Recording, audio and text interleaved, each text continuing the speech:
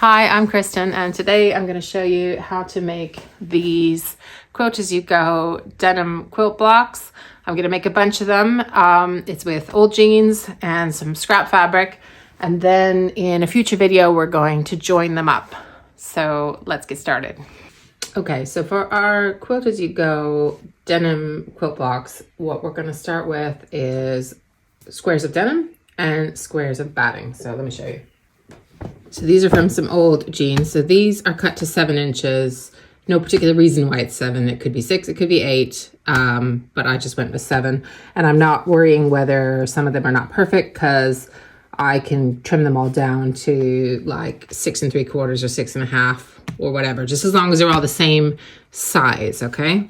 And your batting, this is an 80-20 batting, but it could be any kind of batting, is the same size because we're doing the false back quilt as you go method with this, which means we're going to quilt this with some little embellishments, then we're going to join the blocks, and then we're going to put the backing on and just add a few quilting lines, which you can do either in sections or for the whole quilt, depending how much you can sort of maneuver through your machine. But for today, we're just doing the quilt as you go quilt blocks, and I'll cover the backing and stuff in another video. So as well as our squares, we're going to need our squares of denim and batting. We are going to need some scraps because I like to bring some color to my denim quilts, and so I use that with quilting cotton. So I've got a few things here that you can use, so depending on what you have to hand. So this is the end of the tail end of some binding, so binding strips. So this is be 2.5 inches, been folded in half, and you know this side would have been sewed on to the back of the quilt and then folded over, you know. But anyway, this was left over. So I'm going to use this for some, and then the rest just needs to be big enough that you can fold it either this way or like this, because what we're trying to do is make sure we don't have any raw edges, and we're doing a sort of quilt as you go type of embellishment, half applique, half piecing thing. So anyway, so this is another, I've got another, this is another bit that's an end of some binding strips. So there's a couple, it was some scrappy binding, so there's 2 bits, so I'm going to use that. And then I've just pulled out some other colors. Now the only, in terms of how big these have to be, they just have to be long enough that they can stretch across anywhere on the block. So if it's really, so this one I will show you, but basically we're going to fold it under and put it here. So it just needs to be able to stretch across the block somewhere. So whereas the longer one could go, for example, in the middle or something like that. So the reason we're not worrying about how long these are, other than that they stretch across the block, is that we're not trying to match these up. So we're going to have some that are like this, some that are like that, and it's just going to make it look a bit more modern, hopefully. So you'll see. So just whatever scraps you have. I am going for, I guess, some brights, as I usually do. Maybe taking some of the colors from this one kind of thing. So you can take your inspiration from wherever and just whatever scraps you've got. I'll probably use more than these, but that's what the sort of grouping I'm starting off with. This is the thread I'm going to use for the first bunch of blocks. I might be able to use it for all of them, but I might not have enough. It's Gutermann, it's 12 weight, so it's a little bit of a thicker weight thread. And I've got the same in the bobbin. Okay, so my other sewing machine, my Bernina, is in getting its annual service, so I'm using my Janome. And the stitch length I'm going to go with for this is a long one, so big one is 4. I have my walking foot on just because that's what I had for another project, but it's not strictly necessary. I have sewed denim and batting with no walking foot and not had many problems, but you'll know your machine better than I will. So you choose what you want to do with that. You can use a denim needle. I'm just using the needle that's in the machine because I changed it fairly recently and I don't want to waste it. So I just want to sort of stress that like sewing with denim is not, you know, unless you're sewing through the actual seams of the jeans, it's not really that much harder on most machines than the normal fabrics you'd be using for quilting. So don't stress about that and just use whatever tools you've got basically. So I'm taking one square with the batting behind, no backing yet. And this is the fun part of this. So the whole thing's gonna be basically random. So what we wanna do is make about 3 or 4 quilted lines on each of these blocks before we add our scraps, and then there'll be some more lines going in another direction. So I am going to do the first stitch, and it can be in any, I'm going to go just vertically for this one, but I could, for some of them, I'll probably go diagonally or in some other direction. And after I've added the first line, I'm going to put my guide on so that I make the distance between the lines similar.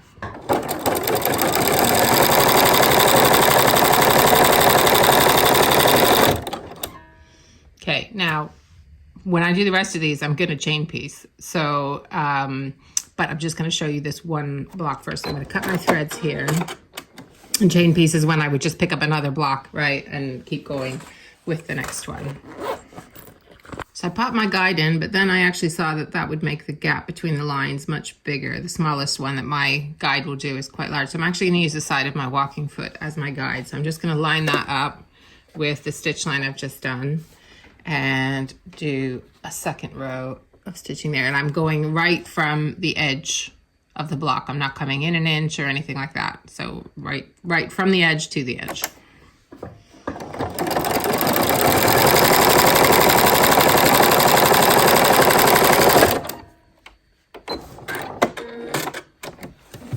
So there's 2 rows. I'm gonna do 3.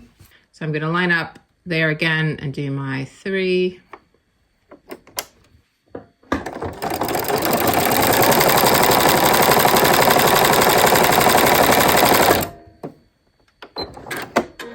Right. So there is my 3 rows of stitching. The color is different because this is like a variegated kind of orange yellow thread that I'm using, but so yours might be like that, or it might be the same depending what kind of thread you're using. Okay, so we can do that for all of the squares, but some of them you could do with vertical lines. So I'll show you a few others, and then we will add the fun scraps. So basically just go around chain piecing one row after another for however many blocks you're making. I lined up my foot in different places, either the inside or the outside of the foot, to make closer or further apart lines just to get some variation. So I'll just show you some of the ones. So here's one. It's got 3 rows, fairly widely spaced. Here's another one, which I could orientate either this way or this way, which has got 3 rows closer together.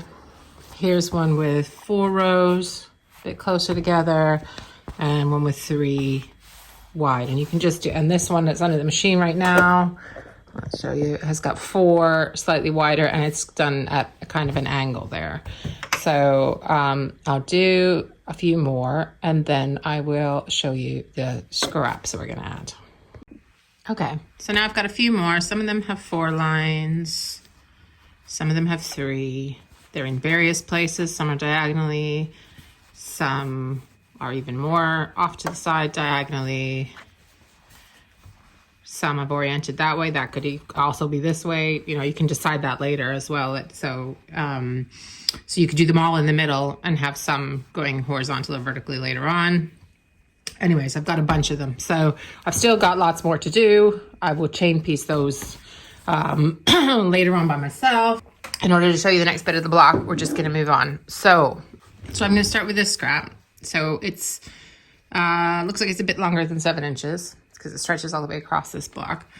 But what I'm gonna do is orient it so that I can make sure that the edges are hanging off the side. Can you see that? So this way it's gonna be. And what I'm gonna do is fold it under on one side, and then later I'm gonna fold it under on the other side. So you could press this if you want or not, up to you.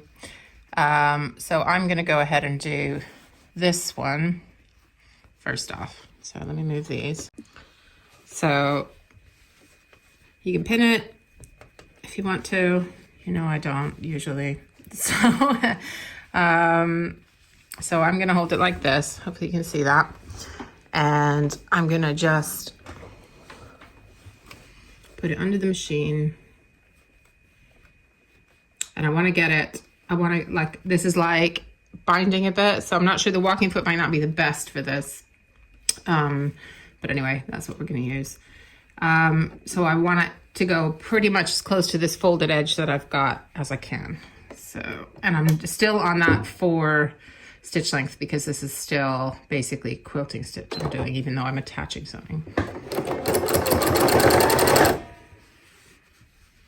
Okay, once I've got the first stitch in, I can kind of, if I'm not pinning, hang on, I can kind of tautly pull them both, sort of thing. So, and then I can just readjust as I, to straighten it to my eye, how I like it. I think like that, right? So I'm just gonna hold it like that while I sew.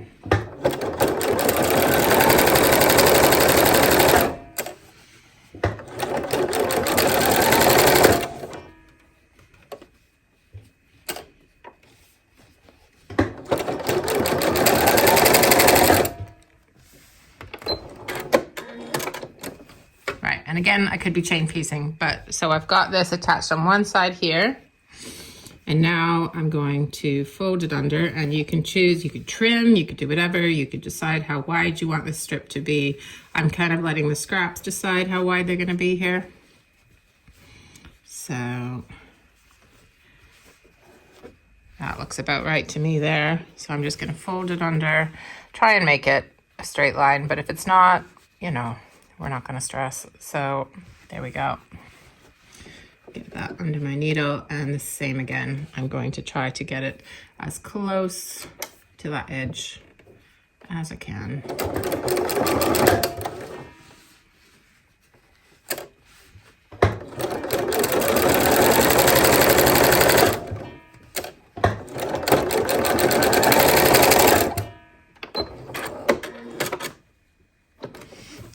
Now you've got choices. You can keep it just like that, or you could do a few more quilted lines in the middle, which is what I want to do. But so I'm going to show you a few variations of ways to put on these strips, some easier than others. It was kind of a trial and error for me doing the quilting lines at first, and then I found a couple of ways that were a bit easier than this first method. So I'll show you those in just a second. Okay, so this is the way I've been using most frequently. So same as the first one, you fold over that first edge and sew as close to that folded edge as you can, just like you would if you were sort of sewing down machine binding. And then going to go back and add in the quilting lines beside that. So without doing the final folded over side. So this is if you, obviously if you want to add those extra quilting lines. So we're just going to go back down the block beside, following the stitch line we used before with one or other side of your foot, however, depending how far apart you want those quilting lines to be, and just keep going until you adding lines until you get to the point where you need to fold over the end. So it's a bit of a guessing game, but you just sort of use your eye to figure out where do I need to fold that to get it as close to an evenly spaced line. So you get better at that as you go along doing this. Okay, now that I've got near the end, I'm going to fold this under to try and get my last line. And I could have left myself a little more space there probably to fold it under. That's getting tight. But anyway, here we go. And then I'm just going to try and get as close to there as I can. And I'm holding it on either end to get myself in there.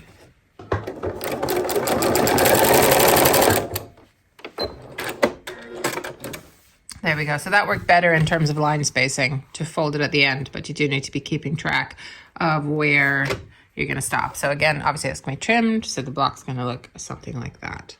So I'm liking my little pops of color with my denim. So I'll do a few more and show you. Now, if you have a slightly longer strip, this one's, for example, longer than 2 blocks, might even be 3 blocks, you can chain piece it. So that's what I'm going to do here. So as well as folding it under the way we did before, you can also obviously just stitch this way and flip. But then you're not, then you'd have to do another line along there to sort of top stitch it down. So it's up to you. That would be the other way that you would do it for Quilt As You Go. But I am going to do this way because I find it slightly quicker where do I want this to go? I want to make a kind of funny X there, I think. Cool. You know, if stitch and flip is easier, you could just go ahead and do that. But then I would always want to, as I said, I would always then want to come back and do a top stitch line. So this just saves me a line of stitching.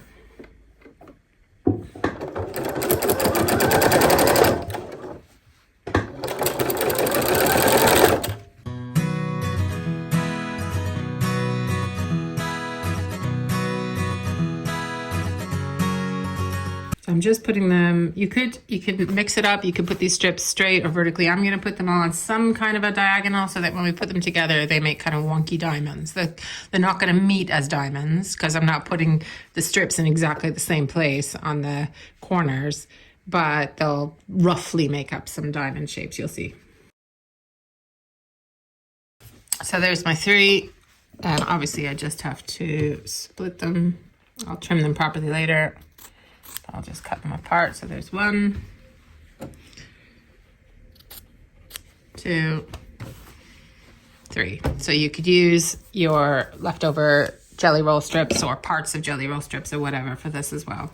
So I'm going to go ahead and quilt these 3 down with all my lines and then flip. Look, this has even got a flip for whatever it was before, so I'll just use that. So these are going to be skinnier ones than some of the others, but that's okay. So again, when you get to where you think you need to fold it over to get this similar spacing of line, this is just guesswork, but you can also double check, obviously, by lining up your foot and seeing where is it going to end up. And that seems about right to me. So I'm just going to keep chain piecing again, stopping and holding it down.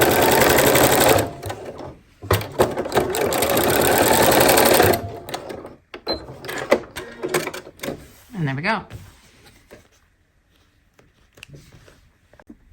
Okay, now I talked about using leftover binding strips for this. So this is gonna, if you do it, this is where you can choose whether you want to do the stitch and flip thing or whether it's just a good way to use these strips. So basically I could just stitch down there, flip, and then do the rest of my quilting, which I think is what I'm going to do. So I was going to make this strip slightly thicker than some of the other ones, but it's kind of like a laziness hack.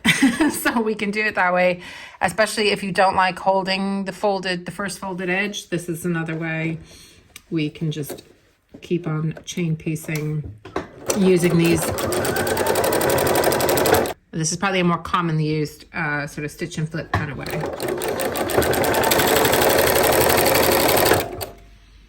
And then I've got a tiny bit left, and I'll just pop it onto another block.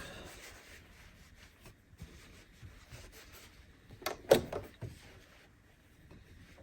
I'm just lifting my foot there so I can slide this in as close as I can and get as much of this fabric on here.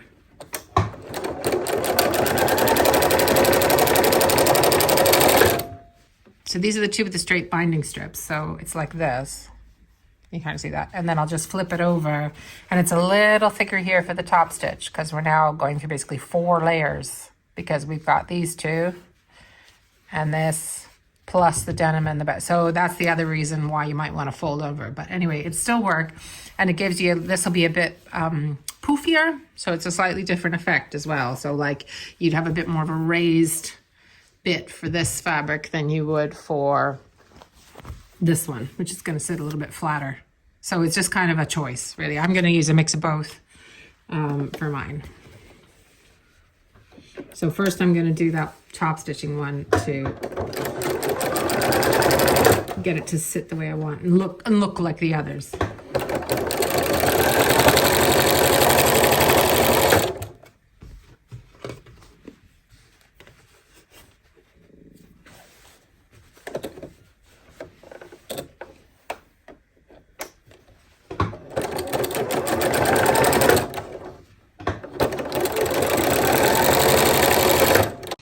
Now the difference for these 2 is when we get to the end, we don't need to, so these ones here, for example, when I do all my quilting lines, I'm gonna need to flip this under. And so here, this one, I don't need to do that. I just sew up to the edge because it's already a folded edge, it's not a raw edge. So if you don't like this bit, basically this is the cheap, easier way to do it, especially if you've got lots of leftover little binding strips. So I've gone ahead and trimmed some of these blocks. I've still got quite a few to make, but I'm just gonna give you an idea of how you can lay these out and how it's gonna look once we've joined them. So there's any number of ways this can end up.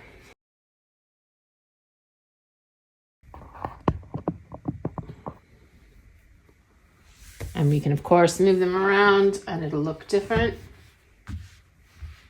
And it's going to look different once these are all trimmed to exactly the right size and joined together. So what we're going to do is join them right sides together and then add the backing on later. So that is what so if you consider 4 of them to be a block, that's kind of what the blocks are going to end up looking like, these kind of funky, weird sort of diamonds. And you can do them, or you could do them the other way, or you could do them totally random. You know, you can come up with your own kind of thing, whatever you like. So I'm probably going to do something like this, but I will decide. So you could also do that, you know. I'm probably going to decide once I've got them all made exactly how I'm going to lay it out. But I like how the individual blocks, move my light, look themselves. And I think it's going to be kind of a cool surprise how they all turn out in the end.